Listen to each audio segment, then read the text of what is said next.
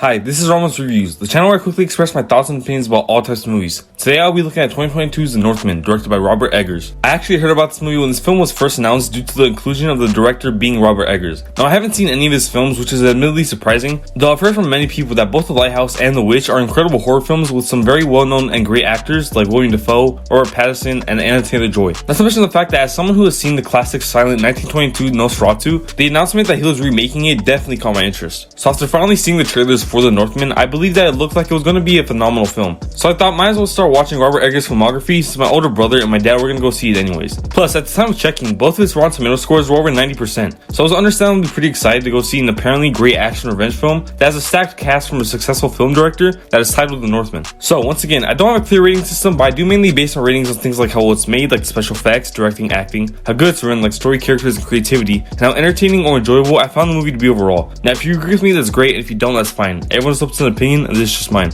Now, let's get to the breakdown.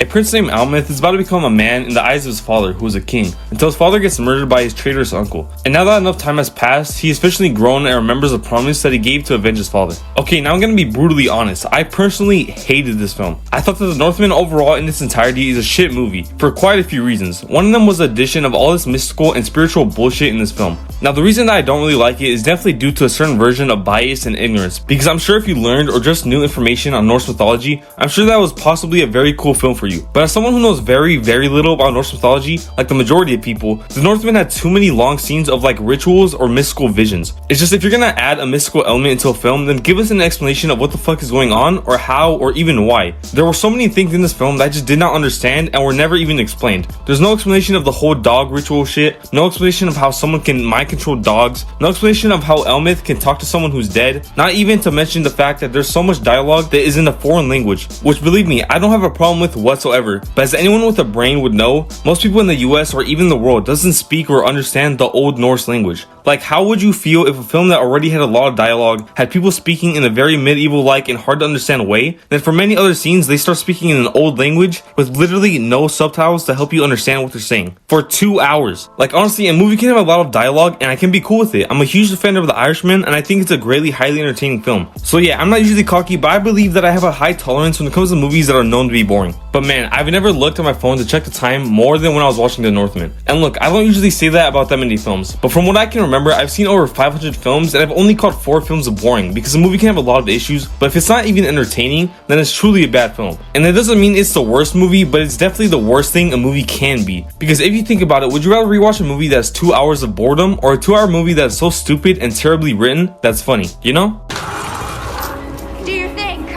Now look, that doesn't mean that Northman is all bad, because it's definitely not the worst movie in the world. Every single cast member brought a great performance, the sets and backgrounds were beautiful, the symmetrical framing and overall cinematography looked amazing, the makeup effects and costume design looked real, which isn't always the case, and considering a horror director was involved, as expected, the scenes filled with suspense and intimidation worked very well. However, over time, Almeth began to look way more powerful, and the antagonists began to look less and less intimidating, which completely ruined any type of excitement that I had for their official confrontation and the final battle. Even more so, since the action in this film was so dull. The reason why stuntmen are a thing is to make the action in films look epic and badass, but in The Northman, there isn't a single battle or fight sequence that felt epic, badass, exciting, brutal, or even funny. Like legit, the fighting in this movie was so goddamn slow and looked so weak. It just honestly made it hard to believe that the fight was real, because it looked so staged that it genuinely pissed me off. Plus, the person we follow the majority of the time is Almeth, which makes it even harder to care for what's happening, because to be honest, I can't bond or care about someone who isn't a good person in the slightest. Throughout the film, if it has something to do with Anya Taylor-Joy's Olga or his revenge against his uncle, this dude did not care. Like, yeah, he went through something tragic, but he's way too selfish of a person to root for, especially when he seemingly outmatches everyone he goes against. Or at least until the super unsatisfying ending, in which after 2 hours of hard to understand dialogue and shitty action sequences, the movie ends with the death of both Almeth and his uncle in like a 30-second fight. It was just so irritating and definitely could have made me more pissed if it wasn't beautifully shot. Lastly, I did really enjoy Olga as the wise and caring character who's decently fearless, so it felt really good to have at least one character to care about during this tedious movie, though I thought the way she became a love interest was so stupid. They had no romantic chemistry, and the only reason they ended up loving each other was that they looked around themselves and they basically were both just like, hey, everyone else is fucking, might as well. Which admittedly is probably accurate during those types of films, but it was still really disappointing and weird, though not as weird as the incest.